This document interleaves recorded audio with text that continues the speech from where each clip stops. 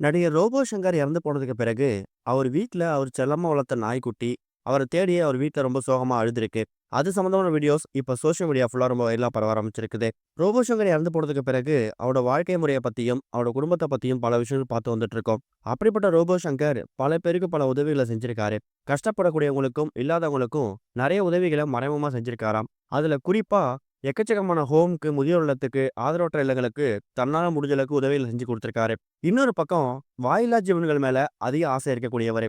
தான் வீட்ல எப்போதுமே எக்கச்சக்கமான செல்ல பிராணிகள வளர்க்கறதையும் வழக்கமா வச்சிருக்காரு. கடந்த சில வருஷங்களுக்கு முன்னாடி கூட இவர் வீட்ல எக்கச்சக்கமான கிளிகள்லாம் வளர்த்துட்டு இருந்தார் அப்படிங்கிறத நம்ம பார்த்திருந்தோம். அந்த வரிசையில அவருக்கு நாய் வளர்க்கறது அப்படின்னா ரொம்ப பிடிக்குமாம். அதுவும் குறிப்பா ஒரு ராஜபாளையம் வகையை சேர்ந்த ஒரு நாய தான் தன்னோட வீட்ல வந்து வளர்த்துருந்துருக்காரு. இப்போ அவர் இறந்து போனதுக்கு அப்புறமா அவர் வளர்த்துக்கூடிய அந்த நாய்க்குட்டி, அந்த நாய் அவர் இல்லாம அவரோட அறைய போய் பார்க்கறது, அவரோட கார போய் பார்க்கறது, ரோபோ சங்கர் வீட்ல அவர் எந்தெந்த இடத்துல அதிகமா டைம் ஸ்பெண்ட் பண்ணுவாரோ, அந்த மாரி இடங்கள்லாம் அவர தேடி பயங்கரமா சுத்தி இருக்குது.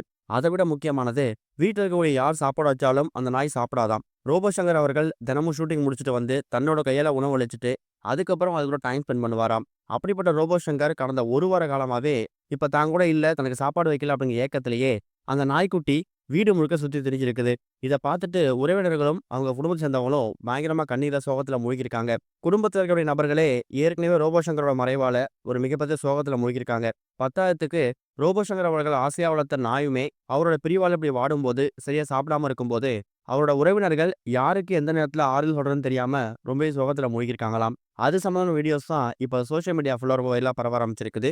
குறிப்பா ரோபோ சங்கர் இறந்து போனதுக்கு அப்புறமா, அந்த கண்ணீர் அஞ்சலி போஸ்டர் ஒட்டியிருக்காங்கல்ல, அந்த போஸ்டர சுத்தி தான் அந்த நாய் அதிகமா சுத்தி வரதாவும் இன்னொரு தகவலும் கிடைச்சிருக்கு. இது ஒரு பக்கம் இருக்க, கடந்த சில நாட்களாவே ஜெயம் ரவி அவரோட பெயர் வந்து சர்ச்சையில சிக்கிறது வழக்கமான ஒண்ணுதான். அப்படிதான் தன்னோட சொகுசு பங்களா ஒண்ணுக்கு கடன் கட்ட முடியாம, இப்ப அந்த கடனுக்கு பதிலா அந்த வீட ஜப்தி பண்றதுக்கு நீதிமன்றம் உத்தரவு போட்டிருக்காங்களாம். நடிகை ஜெயம் ரவி அவர்கள் அவங்களோட மனைவி ஆர்த்திய பிரிஞ்சதுக்கு அப்புறமா, வாரத்துக்கு ஒரு முறையாவது இவங்கள பத்தியான செய்திகள் சோசியல் மீடியா ஃபுல்லா வந்துட்டு இருக்குது.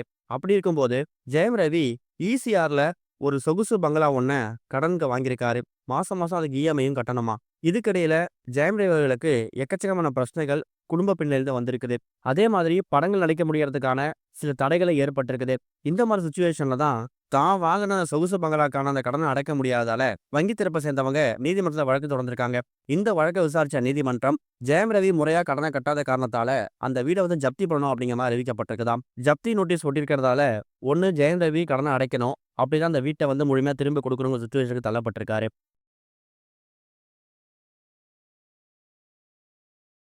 இதுவரைக்கும் கனெக்டிங் டிவிக்கு சப்ஸ்கிரைப் பண்ணனா மறக்காம சப்ஸ்கிரைப் பண்ணிக்கங்க. உடனடி அப்டேட்ஸ் பெறுவதற்கு நோட்டிஃபிகேஷன் பெல்லையும் கிளிக் பண்ணிக்கங்க.